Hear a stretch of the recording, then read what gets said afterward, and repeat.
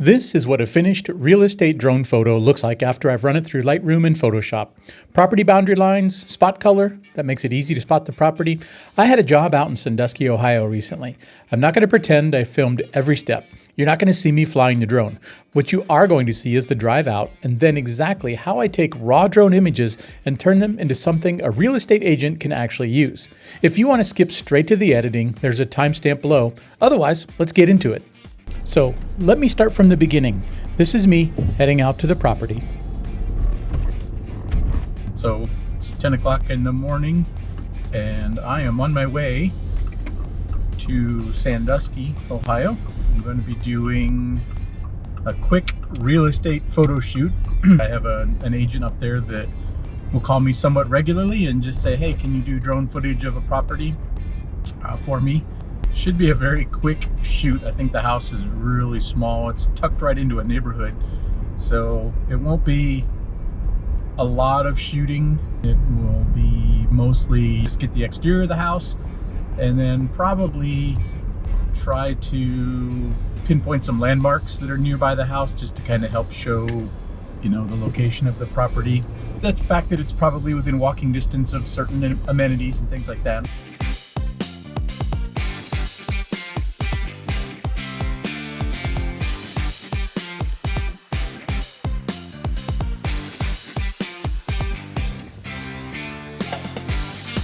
So as you can see, we're back in my studio now.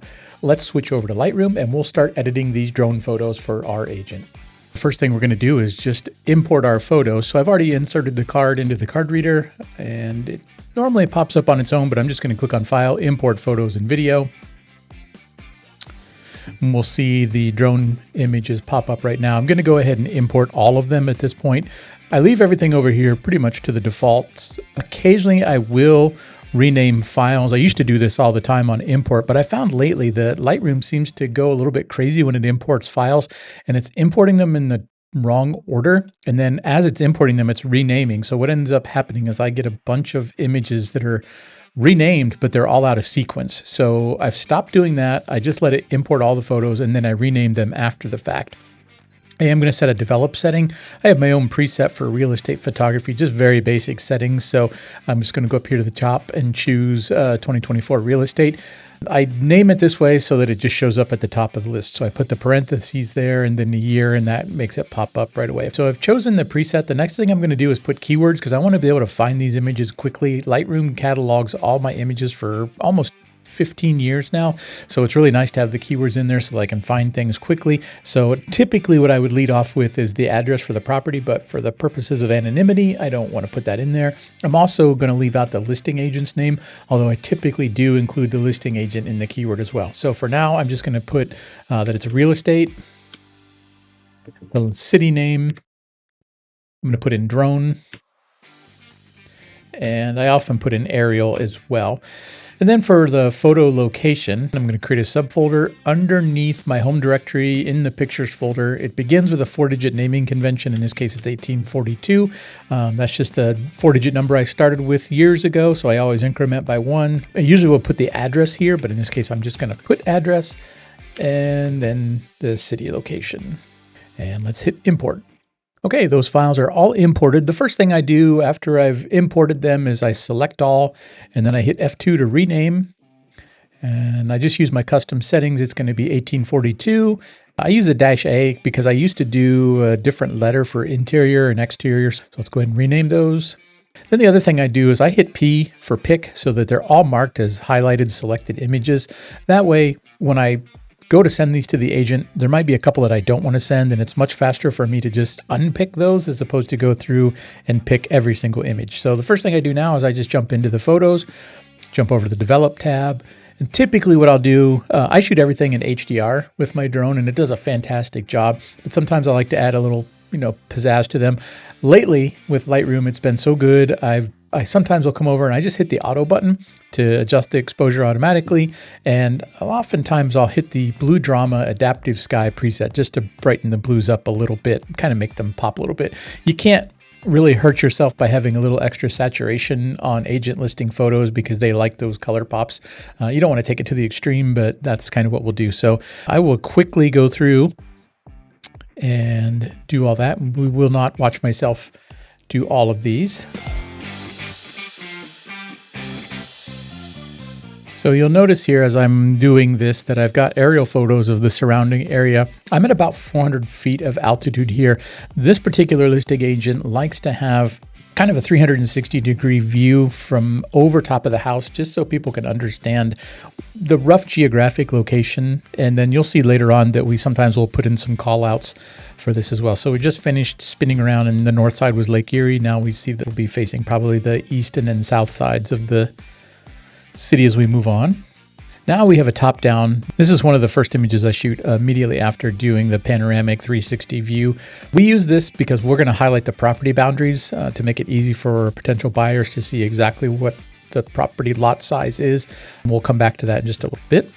And we'll just continue adjusting the exposure. I do like to get close-ups of the properties, of the roof of the properties. Potential homeowners like to be able to look at the condition of the roof, just get a sense for what kind of shape it's in. So I try to get as close as I can and still have the entire house in there. And then if there's an external property, a shed or something like that, I'll try to get the roof of that as well, along with the main house if they're close enough together. Now you'll start to see we get just general exterior on all sides. This way people can kind of get a sense, obviously, of what the house looks like and what the lot looks like, but you also can pick up some sense of the neighborhood as well, an idea of how close the houses are together. Are there any amenities in the neighborhood? Maybe there's a park or a pool or something like that. If there's any features on the property, like this wooden deck, try to call those out.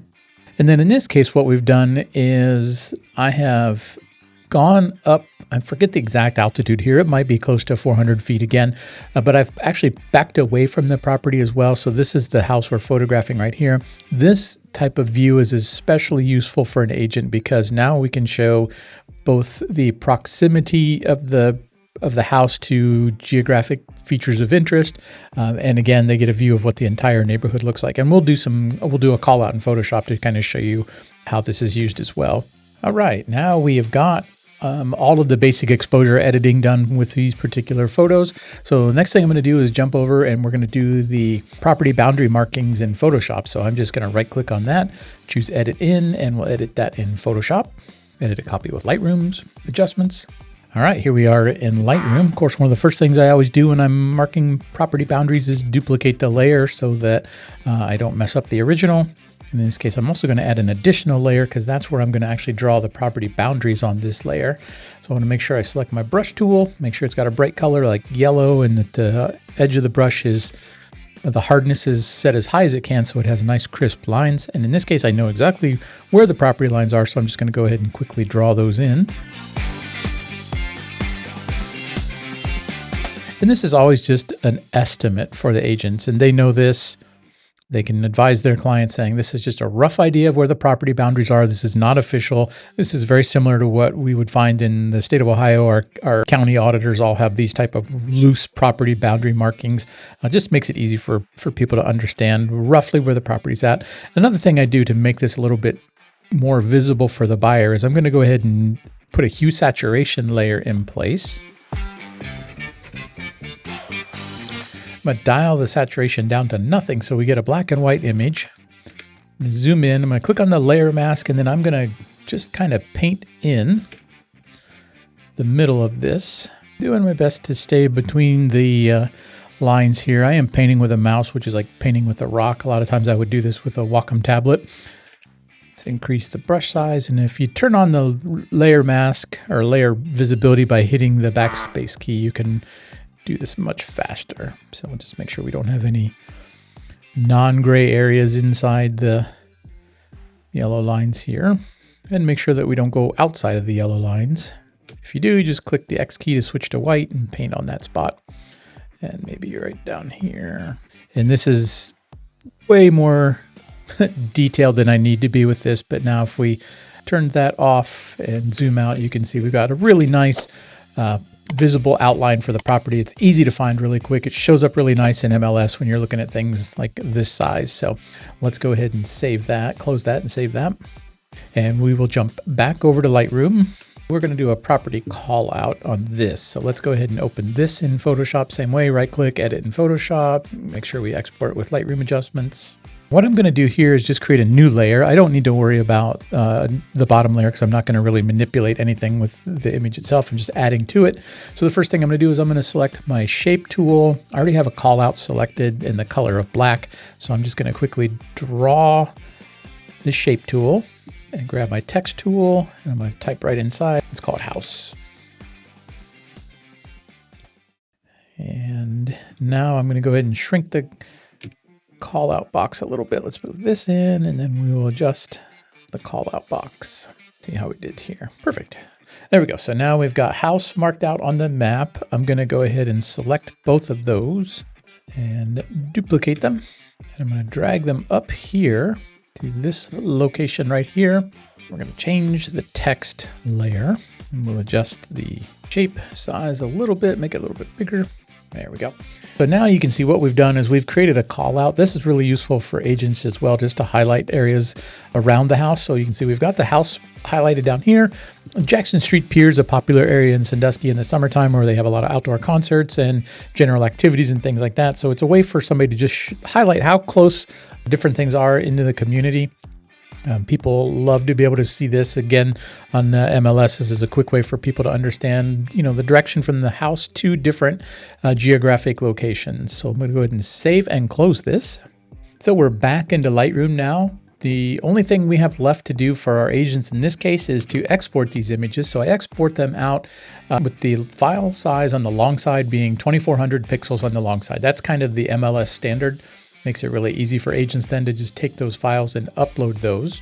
Once you've got those uploaded, what I do is I copy those over to Dropbox. I create an invoice in Square. I send the invoice to the agent. Once that invoice is paid, then I just send them an email and a text with a link to the Dropbox folder, and then they upload those files into MLS and they get everything going. That's the full workflow, from raw drone files to something an agent can actually put on MLS. Lightroom handles the exposure, Photoshop handles the boundary work and the callouts, and then the whole thing gets dropped in Dropbox. If this was useful, there's more like it on the channel. Leave a comment below, let me know what you thought of this video, and I'll see you in the next video.